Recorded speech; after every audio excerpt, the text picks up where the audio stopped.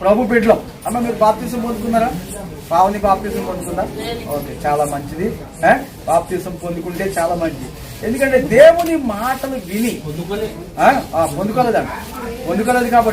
కాబట్టి దేవుని మాటలు విని కూడా దాన్ని నిర్లక్ష్యం చేస్తే కనుక అది కరెక్ట్ మాత్రమో కాదు. ఎందుకంటే ఈ సువార్త అంట ఒక్కసారి 2 సార్లు 3 సార్లు అంట, ఎక్కువ వినకూడదు. ఈ 3 సార్లు ఇది కూడా చేయకపోతే వాళ్ళ మూర్ఖులు అంటారంట. అర్థమైందా? దేవుని సువార్త 1, 2 ఒక్కసారి వర్తలు చెప్పాలని ఒక్కసారి. ఎందుకంటే బైబిల్లో ఉన్నటువంటి వాళ్ళందరూ కూడా ఒక్కసారికే యేసుప్రభు తట్టు తిరిగారు, యేసుప్రభుని వెంబడించారు. అంతా ఇది కూడా ప్రభుని నమ్మకపోవడం అనేది ప్రభు ఇచ్చినటువంటి మాటలు. కొన్ని మాటలని మనం చదువుకుందాం. ఈ భార్య ఫలించు ద్రాక్షవల్లి వలె ఉండును, నీ భోజనం పళ్ళ చుట్టూ నీ పిల్లలు ఒలివ మొక్క వలె ఉండురు. యెహోవాయందు భయభక్తులు గలవారు ఇలాగూ ఆశీర్వదింపబడును. దేవుడు తన వాక్యమును మన హృదయాల్లో ఫలింపచేయునుగాక. ఇక్కడ యెహోవాయందు భయభక్తులు కలిగినటువంటి వాళ్ళు ఎలాగుంటారంటే, అమ్మా మీకు ద్రాక్ష చెట్టు తెలుసా? లోగిటంట నీ భార్య ఎలా ఉంటదంట? ఫలించు ద్రాక్ష వల్లి మీద ఉంటదంట. మీకు ఎంతమంది తెలుసు? ద్రాక్ష చెట్టు చూసారా? ద్రాక్ష పళ్ళు చూసారా? ద్రాక్ష చెట్టు చూసారా? అయిపోయింది. ఈ ద్రాక్ష చెట్టు ఎలాగుంటదంటే చక్కని, మీకు కాకర చెట్టు తెలుసా? కాకర చెట్టు తెలుసు, బీర చెట్టు తెలుసు, దొండ చెట్టు తెలుసు మీకు కదా? దొండ చెట్టు తెలుసు, బీర చెట్టు తెలుసు, ఇంకా కాకర చెట్టు. అయితే ఇవన్నీ కూడా ఒకే కోవకు చెందినటువంటివి. ఏముంటాయి? తీగలుగా పాకుతాయి కదా, పాకుతాయి. ద్రాక్ష తీగ కూడా అలాగే పాకుతుంది. అయితే బీర చెట్టు ఒక్కొక్క కాయ కాస్తుంది అమ్మా. ఇంకా దొండ చెట్టు కూడా ఒక్కొక్క కాయే. ఇంకేంటది? కాకర చెట్టు కూడా ఒక్క కాయే. అవి పెద్ద పెద్ద కాయలు. ఇవి ఈ ద్రాక్ష చెట్టు ఎలా ఉంటుంది అంటే గుత్తు కాపు కాస్తుంది. ఆ పచ్చి పళ్ళు కూడా చూడడానికి బాగుంటాయి, అవి పండ్లైనా కూడా చూడడానికి బాగుంటాయి. అయితే దేవుణ్ణి నమ్ముకుని భక్తి కాకుండా భక్తితో పాటు భయం ఉంటే కనుక అలాగన మీ కుటుంబాలు ఉంటాయంట. దేవుని స్తోత్రం కలుగును గాక. ఆ ద్రాక్ష తీగలకు వచ్చేటువంటి పండ్లు ఎంత గుత్తులుగా ఉంటాయో, చూడముచ్చటగా ఉంటాయి కదా. ఆ బళ్ళు మీద పెట్టి అమ్ముతూ ఉంటారు కదా, ఎలా ఉంటాయండి? గుత్తులుగా ఉంటాయి కదా, గుత్తులుగా ఉంటాయి కదా.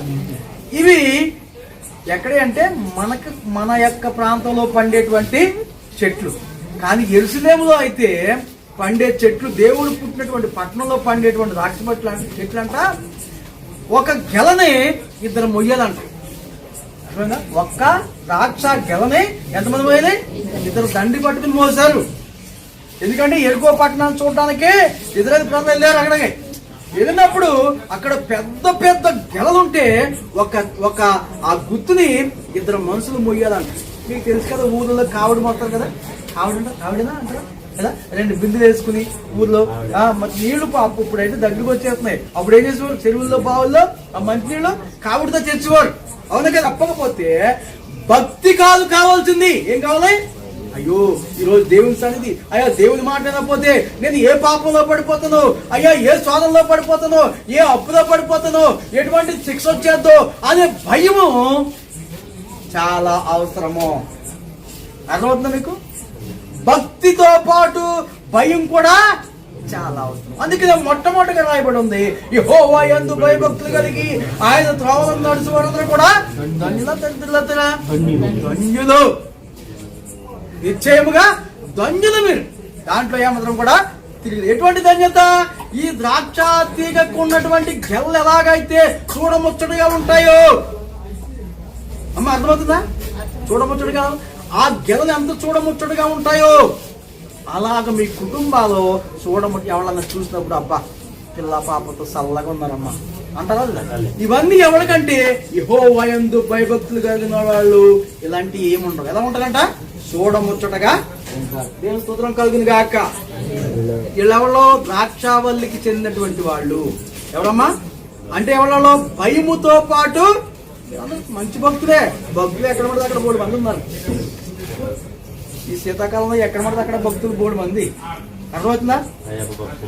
ఎంతమంది భక్తులు ఏనా ఆ భక్తి టైం అయిపోయినాక అయిపోయింది. ఆ భక్తి టైం అయిపోయాక చూడ వాళ్ళ బడాయి.